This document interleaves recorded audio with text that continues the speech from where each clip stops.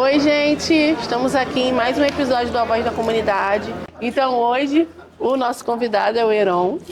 O Heron, ele é biólogo, ele é um historiador autodidata, porque ele conhece tudo do Morro da Providência. Zelador da Igreja da Penha, desde que ele tinha 6 anos, né? Isso. Que é a igreja lá de cima, né? Do alto do morro. Isso. E aí o Heron vai trazer essa conversa, trazer as histórias. O Heron, ele sabe de tudo do folclore. Capoeira, né? E mexe capoeira. Esqueci essa parte. E mexe capoeira aqui da Providência também. O Heron tá por dentro do folclore da Providência, das histórias, dos personagens. E aí a gente vai ter esse registro aqui hoje com ele. Heron, conta um pouquinho dos seus pais, assim. Como que vocês chegaram aqui na Providência? Olha, eu sou nascido e criado na Providência, tenho 58 anos, né? O meu pai era de origem sergipana e a família se mudou para Ilhéus. E a minha falecida mãe era de origem portuguesa, né? Meus avós vieram de Portugal, meu avô foi trabalhar na reforma do Cais do Porto no início do século XX. Eles se conheceram em São Paulo, né, na década de 40, 50, onde nasceu a minha irmã mais velha. Meu pai trabalhava na IBM e se mudou para o Rio de Janeiro, né? Pediu para minha mãe alugar uma casa e não sabia que era no Morro da Providência. Minha mãe, ao invés de alugar a casa, voltou para a casa da minha avó, que era lá em cima, perto da antiga Caixa d'Água. E ele veio de São Paulo para cá. E ele morria de medo do Morro da Providência, que na época era um dos lugares mais violentos do Rio de Janeiro. Né? E quando ele soube que veio para o Morro da Providência, ele falou, quase que eu desisti do casamento. Mas como já tinha uma filha com a minha mãe, resolveu.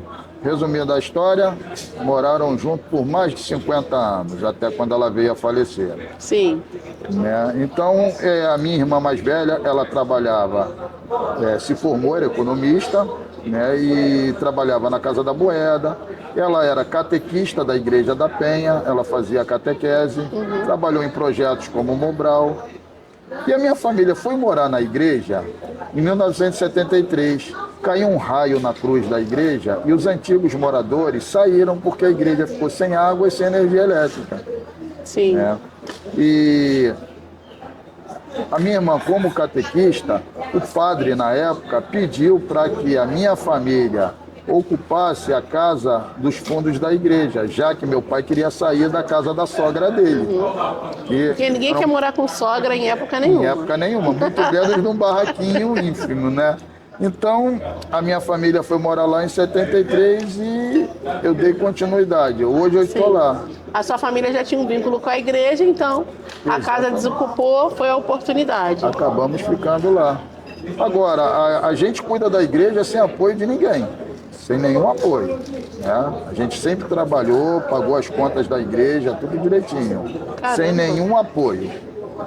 E é isso, então hoje eu moro na capela, a filha da minha irmã, a filha mais velha da falecida Norma, ela dá aula na igreja, tem um projeto de educação lá, que faz reforço escolar com crianças da comunidade, e eu do lado de fora, no pátio da igreja, tenho um trabalho de capoeira. Tudo de maneira autônoma. Tudo de maneira autônoma. Se tem uma coisa que a gente tem percebido aqui nas conversas, né?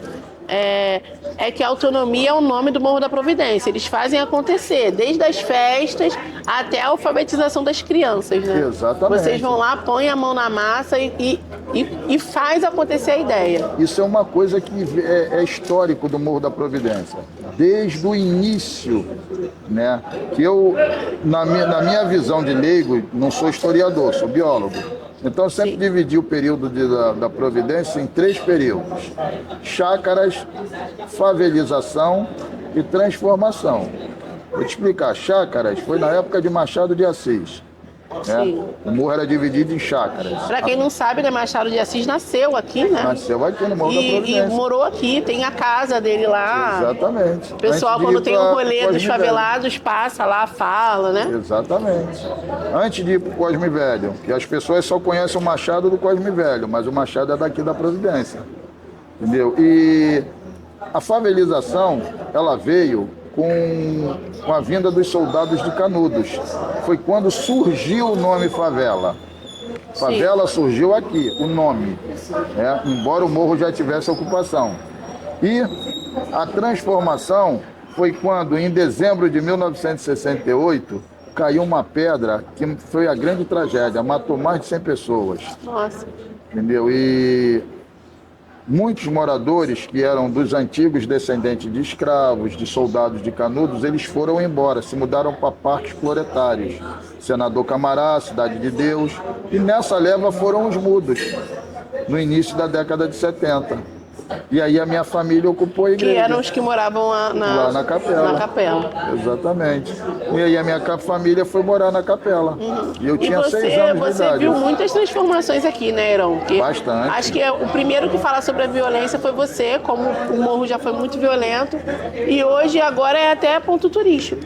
Hoje é um ponto turístico. Hoje, como muita gente diz, o morro está uma bênção. Pode vir, estamos conversando aqui sem medo nenhum, tranquilo. Antigamente não era assim. A gente tinha que programar, saber o que ia acontecer, tinha que deixar alguém tomando conta, entendeu? Era pânico o tempo todo. Então isso foi uma das grandes marcas na história da Providência, foi a violência. O morador, ele sempre teve uma síndrome do pânico, entendeu? Porque não sabia a hora que as coisas iam acontecer. Sim. Eu lembro que quando eu era criança, quando morria gente de forma violenta, o morador passava e cobria o corpo com um pano. Cada morador que passava acendia uma vela em volta. E eu tinha um medo daquilo. Eu acho que muita gente não virou bandido naquela época porque tinha medo disso.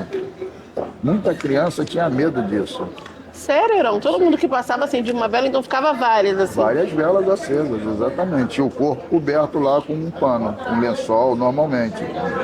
Era uma forma de respeitar o falecido. Sim. Hoje em dia, alguém morre, as pessoas querem filmar. Querem filmar. Meu Deus do céu. E a polícia carrega. A gente tem que voltar para os tempos de antigamente, que havia mais respeito, né? Exatamente, até porque o rabecão demorava a vir buscar. Até tem uma história interessante de um morador, ele era daqui desse pedaço, da Américo Brum. Ele bebia pra caramba. Essa história é bastante conhecida. Não tem muito tempo não, ainda era a época da praça. E esse cidadão, ele bebia pra caramba, só que ele tinha mania de ficar deitado na praça. Deitava lá nos bancos da praça ou no chão da praça, apagava. E por coincidência, mataram alguém lá em cima. Arrastaram o corpo, botaram o corpo do lado dele. Do lado dele que estava dormindo. Estava dormindo. Então, o rabecão veio buscar um corpo.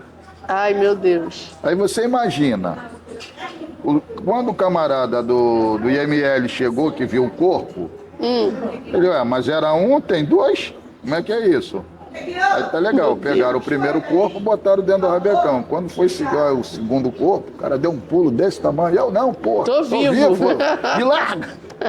Aí os caras tomaram um susto daquele. Meu Deus. Então são histórias da Providência que dentro da miséria, dentro da tragédia, acaba virando humor. Sim. Entendeu? Teve um outro conhecido também, vamos falar de violência? A polícia algemou esse meu amigo lá em cima, na escada. Algemou. Falou, ó, você fica aqui, não sai daqui. Quando o policial virou as costas, ele desceu a escadaria correndo. O policial sacou a arma, não pegou um tiro nele. Ele pulava os vãos da escadaria assim. E assim ele. E até hoje ele morre de dar risada. Tá vivo, ele não morreu não. Morre de dar risada com isso. Gente, protegido com as roupas e as armas de Jorge. Exatamente. Isso aí era coisa das grandes festas que teve na Providência. Sim, sim. Eram Cosme e Damião, São Jorge, festas de meio de ano, que são as festas juninas. Entendeu? Sempre teve ligado à tradição católica. Que naquela época, por conta do sincretismo, a tradição afrodescendente e a tradição católica sempre andou de braço dado. Sim. Entendeu? Principalmente dentro da favela. Eu, como católico, eu sempre, em festa de Cosme e Damião, ia comer bolo lá nos terreiros lá. As tias faziam um bolo maravilhoso. E qual a criança que não quer doce? Não tinha esse preconceito que tem hoje, Não, né? jamais. Tinha esse negócio. Essa intolerância religiosa que tem hoje. Não come que isso é de macumba. Não, naquela época a gente ia pra lá, comia pra caramba, as tias recebiam a gente. Tinha que se comportar, se não chegasse queixo em casa, o pau cantava. E sempre chegava. Fez bagunça, o couro comia. Era educação tradicional, entendeu? Aí tem um porquê, né? Porque nós viemos eu vim da época da ditadura militar, entendeu? Então a gente viveu muita coisa da ditadura militar. A comunidade era abandonada, entendeu? Polícia, quando vinha no morro, era para bater e matar, entendeu? Aí você, se não tivesse uma carteira assinada, você vivesse de biscate, o camarada dizia assim, eu sou trabalhador. Sabe o que ele fazia? Me dá tua mão aqui, por favor. Me dá tua mão. Ele olhava assim, que essa mãozinha lisa, você é trabalhador? Porque quem morava na favela ou trabalhava em obra ou trabalhava no cais. A mão tinha que estar calejada. Se a mão tivesse lisinha, era a mão de jogador de baralho, de malandro. Então o cacete cantava. Entendeu? Isso era as coisas da tradição da Providência. Entendeu? Sim. E acaba virando coisa do folclore. Entendeu? Por exemplo, Malhação do Judas, vai chegar agora, Semana Santa. Sim. Malhação do Judas. Era algo que acontecia sempre. Tava lá o testamento. Você falou que as festas eram bem tradicionais aqui, né? Eram. Então todo ano tinha São Jorge, Cosme e Damião, As festas juninas. festa junina e a Semana Santa, né? Que a Malhação do Judas é no dia da Páscoa, é no final? Sábado não de lembro Aleluia. mais. No sábado de Aleluia. Um dia depois da Sexta-feira Tá da Paixão. Comer o peixe no dia seguinte é a Malhação do Judas. Come o peixe, no outro dia malha o Vai Judas. malhar o Judas, Malhação do Judas. Então, Aí tinha colocava lá o... testamento. Falava da vida de todo mundo. Fulana sai com fulano. Tá namorando. Que Oh, não sei meu o quê. Deus. E aí Oh, denunciava. As moças que não queriam que os pais soubessem, eram Aí rolo uns ficavam danado. com raiva, outros riam. Exatamente. Queria saber quem escreveu, mas nunca descobriam. Isso aí. Aí a criançada pegava o Judas, saía correndo, tacava fogo, batia. Batia Vamos malhar no o Judas, Judas. porque entregou Jesus. Era o símbolo do mal, era o Judas. Sim. Tanto que hoje, fulano fez, maior ajudaria que fez comigo, hein? Ainda se julga.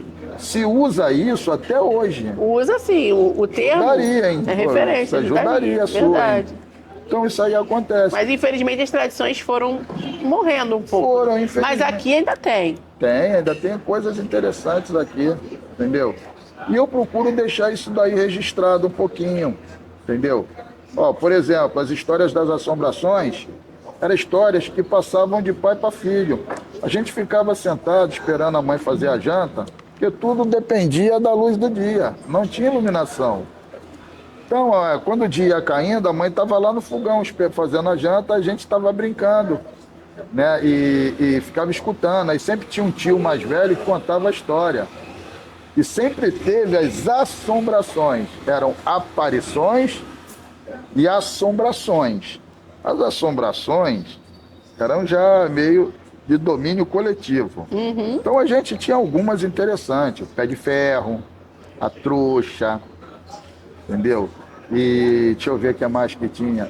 Tem uma pedra lá em cima que dizem que mora um saci pererê lá. Até hoje o povo vê coisas estranhas lá. É. Até hoje o povo vê coisas Você estranhas. já viu alguma naquela coisa pedra. estranha lá? Na igreja já. Já. Se falar que não, eu vou estar mentindo. Um exemplo prático. Eu acredito totalmente. Tinha uma aluna que ela fazia reforço escolar comigo, tá? No final dos anos 2000. Ela hoje já casou, já se mudou. E eu dou aula na igreja. A igreja tem uma escadaria de madeira que sobe para o coro, onde toca o sino. Né? E nesse dia, ela como trabalhava, ela era a última a fazer a aula. Então nesse dia ela estava terminando, estava passando a limpo. Eu estava mais distante, virado, ela estava de costa para a escada e eu de frente. Então ela falou, Herão, estou terminando já. Eu falei, não, filha, não tem pressa não, faz aí tranquilo, se tiver dúvida, pergunta. Aí ficou aquele silêncio, só tinha ela, do jeito que eu estou conversando com você. Aí fez um silêncio, daqui a pouco eu olho para trás dela e escuto um barulho na escada de madeira assim, ó.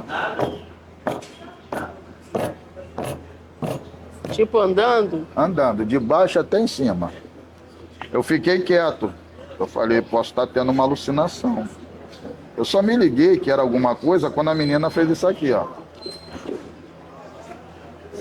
Ah, ela também ouviu. Aí ela olhou, Herão, você escutou? Eu falei, escutei, Thaís. Ah, deixa, agora já subiu. Já foi embora. Foi uma das histórias da Capela da Penha. Em tempos mais remotos, as pessoas diziam que se você passasse em determinada época do ano, que eu não me lembro agora qual era, você via a igreja toda acesa, iluminada, com uma procissão ou um casamento saindo. Essa igreja que eu moro. Aí você virava as costas, quando voltava, estava tudo apagado. Era aparição mesmo, né? E o pé de ferro, ele era uma assombração que ele arrastava Ele era, corrente. não, Heron, ele é. Eu vou te falar que é porque teve Sumiu? Não, teve uma senhora que viu há pouco tempo. Então ele ainda tá aí. Tá por aí. E o pé de ferro, ele arrastava correntes. Só que diz a lenda que ninguém conseguia ver a imagem dele. Porque se você olhar para a frestinha da tua janela, tu tomava um soco pelo rosto e caía apagada, desmaiada. Ninguém sabia de onde vinha. Para essa assombração, eu fiz uma música específica de capoeira. Não tem algumas músicas que eu fiz. Entendeu? Se der tempo, eu até queria cantar para você. Canta agora. Então vamos lá. A do pé de ferro é o seguinte, ó. Quer ver? Eu vou te cantar assim, ó. Oi, eu nasci lá na favela, muita história de contar, histórias de assombração, histórias de arrepiar. O seu Zé contava histórias, meu pai contava também. Não fique na rua à noite e o pé de ferro vem. Pé de ferro é muito antigo, do tempo da escravidão. Ele arrasta pelos becos, as correntes pelo chão. A pisada da entidade parecia um trovão. Tinha gente curiosa que sempre queria olhar, mas um soco pelo rosto é o que tinha para levar. E caía lá no chão, sem poder se levantar. Pé de ferro até parece que sabe capoeiragem. É por isso que até hoje ninguém viu sua imagem. É uma das músicas que eu fiz. Entendeu? Ótimo. E tem uma que eu fiz lá do Alto da Pedreira. Entendeu? Eu fiz para música, que é outro ponto emblemático da nossa comunidade, é a Pedreira dos Cajueiros. Entendeu? O nome dessa música é Conselho de Mãe. O que é a pedreira do Cajueiro? Me explica. É aquela pedreira que você vê da Central do Brasil quando você sobe teleférico. Sim. Aquela pedreira ali, a gente jogava bola, o campinho era lá em cima. Então a bola caía lá embaixo. Lá em cima que você disse, subir nessa escada, Subia tem logo na aqui na escada. frente. Isso. Tinha um campinho de barro, era onde aconteciam os grandes torneios de futebol. Que aí vinha gente do morro todo, se reunia lá num domingo, era um domingo de disputa, para ver com quem ficava o título do futebol. Entendeu? Então ali aquela pedreira é emblemática. Fora que na década de 80 se jogava corpo lá de cima. Quando se matava a gente, se jogava lá do alto. Meu Deus. É. Tinha um termo até interessante, falava voar de asa delta. Ai, meu Deus. Não importa os nomes, mas muita gente foi jogada. Entendeu? Ó, vai ver, deixa eu ver se eu lembro da música, ó. Vou contar uma história da minha comunidade. Ensinava a minha mãe quando eu tinha pouca idade. Hoje ela está no céu, na glória da eternidade. Ô querida de mulher, dela tem muita saudade. Minha mãe sempre me disse, não brinque lá na pedreira. É de lá que jogam lixo, do alto da pirambeira. Jogam pano e papelão, bicho morto e fogão, até gente em geladeira. Se você for lá brincar, sofrer corte e arranhão, vai parar no hospital, toma ponta e injeção. Pois tu tem que escutar, conselho de mãe, tu tem que escutar, tu tem que escutar. Para na vida você caminhar. Essa é uma das que eu fiz pra pedreira. Entendeu? Que ali é um lugar emblemático pra gente. E a última música que eu fiz há pouco tempo. Eu conto a história da Providência em música de capoeira. Tudo a gente obedece às tradições africanas, às tradições negras. Então tudo é cantado na capoeira. Toda a mensagem ela é cantada. Toda música ela é uma mensagem cifrada. Entendeu? Então poucos conhecem. Muita gente canta sem saber o que está cantando. Por isso que às vezes roda de capoeira acaba em violência. Tudo tem que ter um porquê e um porém. Então, essa música é o seguinte, foi um hino que eu fiz basicamente para Providência, assim, ó.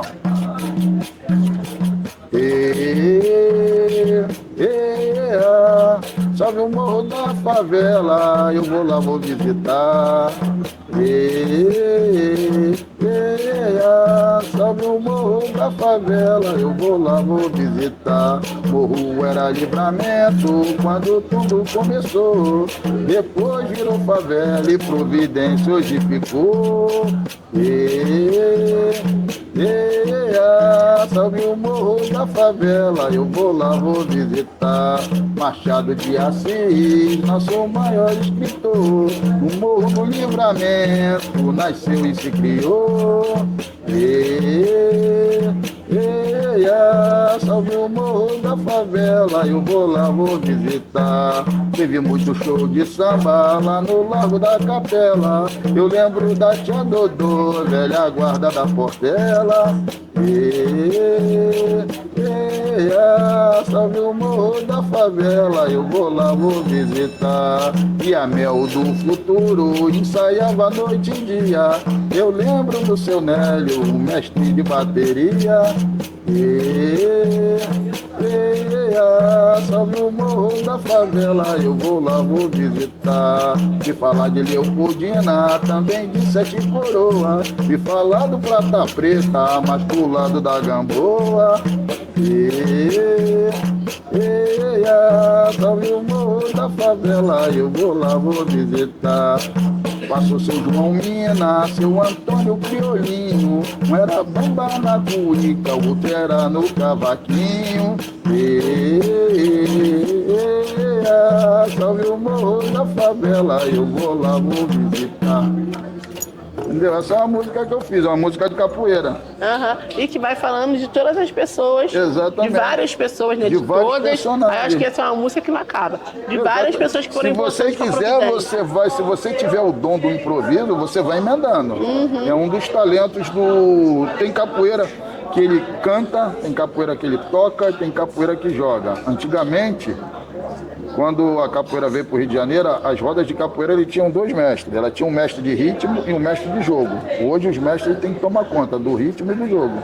Entendeu? É interessante. Isso faz parte do nosso folclore. E viva o folclore brasileiro. Viva mesmo. E viva muito. E esse projeto tem a intenção de fazer com que as coisas não se percam, né? A gente está aqui registrado para daqui a 5, 10, 15 anos as pessoas saberem quem é Heron, saberem quem é Dona Jura, saberem quem é Rosiete e conhecerem essas histórias. Você está vendo esse pandeiro velhinho que eu trouxe aqui pra gente?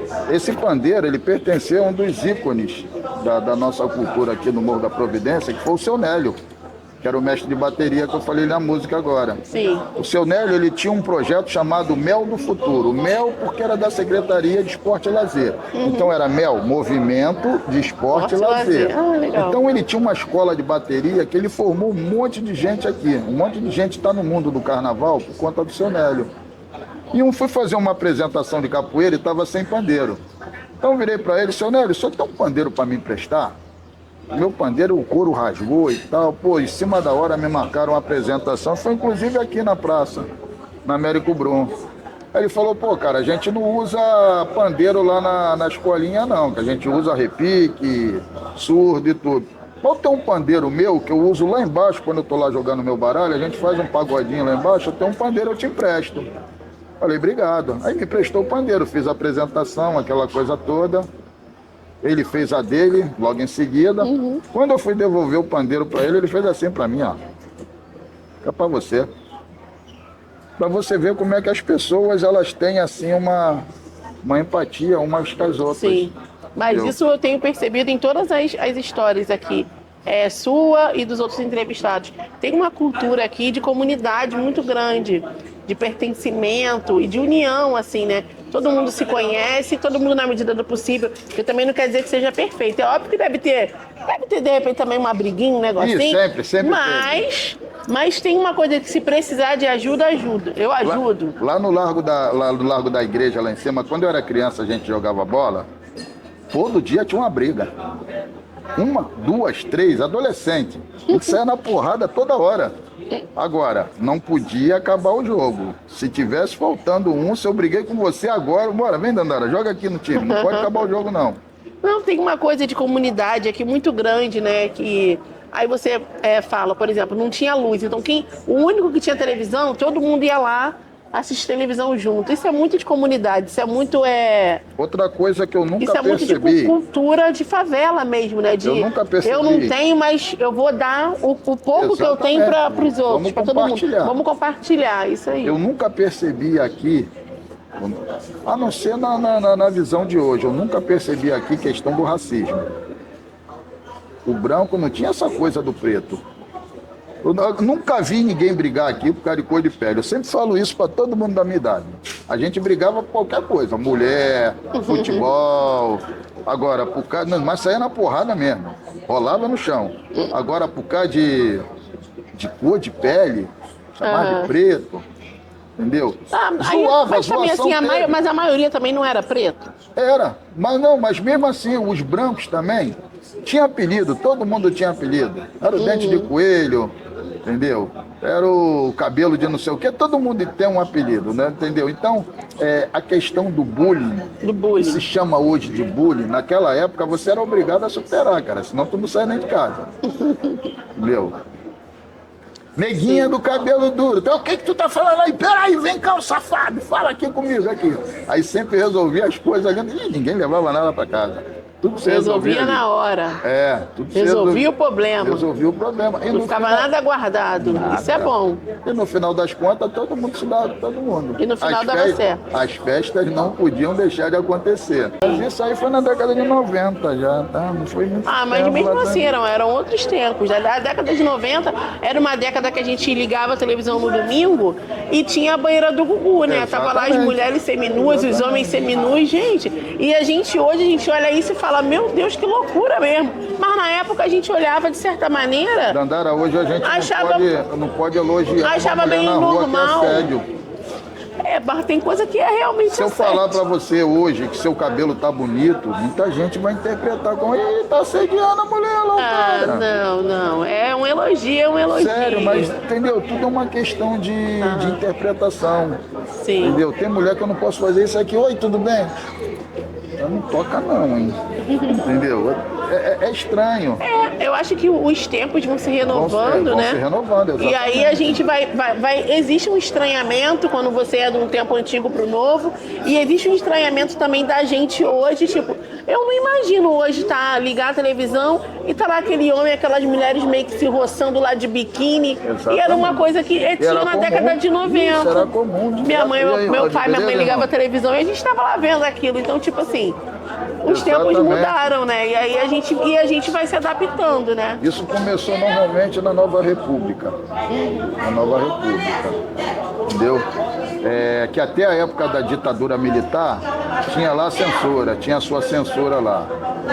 Entendeu? Então aparecia aquele documento lá na TV foi liberado, parará, com selo lá da União. Então eu lembro disso aí bastante, entendeu? E era complicado, entendeu? Ô, Heron, e hoje aqui na Providência, o que você gosta de fazer pra você, assim? O que você faz que te deixa feliz? De lazer, de hobby? Dar aula de capoeira e conversar com os amigos.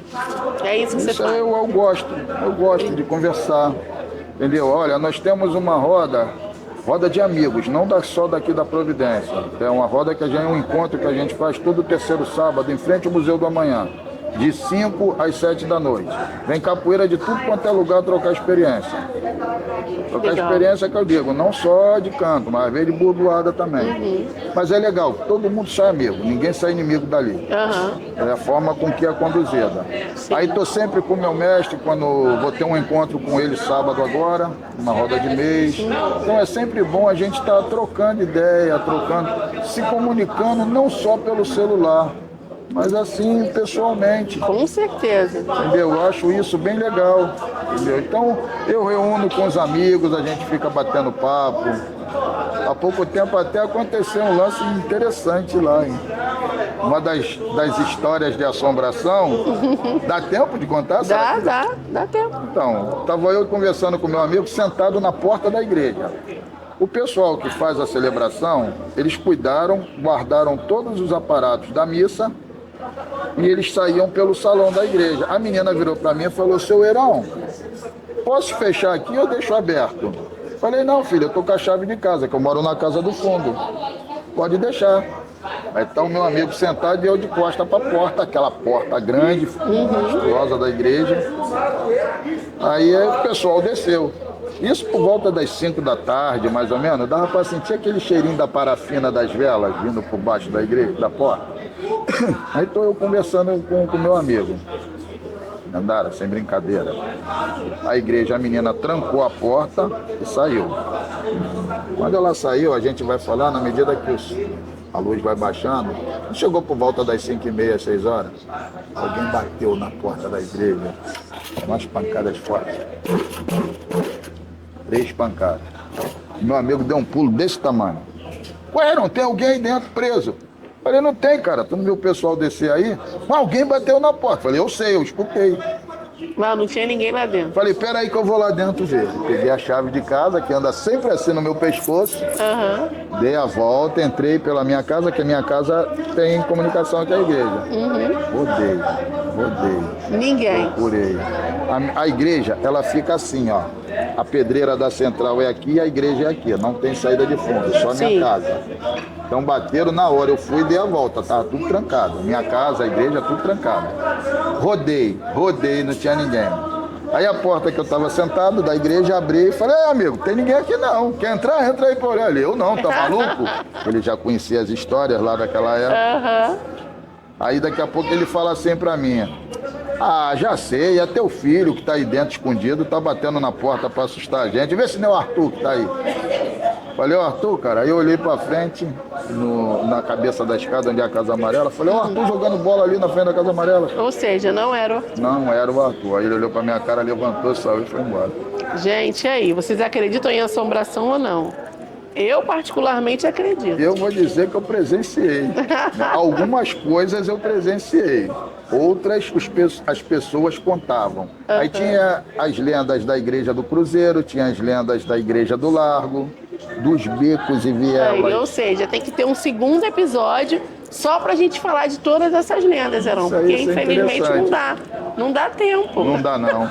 E olha, vou te ser sincero, cada viela que você dobrar tem uma história diferente.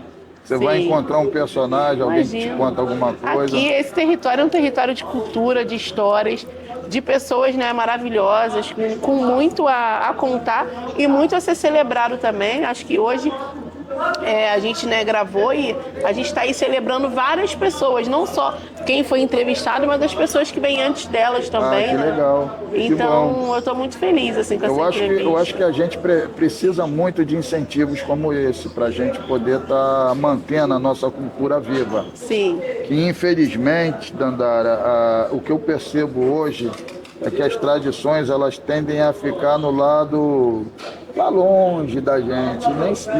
E o que eu vejo que essas tradições elas têm que estar perto da gente. Sim, porque eu percebi, né, que vocês falam do Morro da Providência sorrindo. Né? Vocês falam sorrindo do Morro da Providência.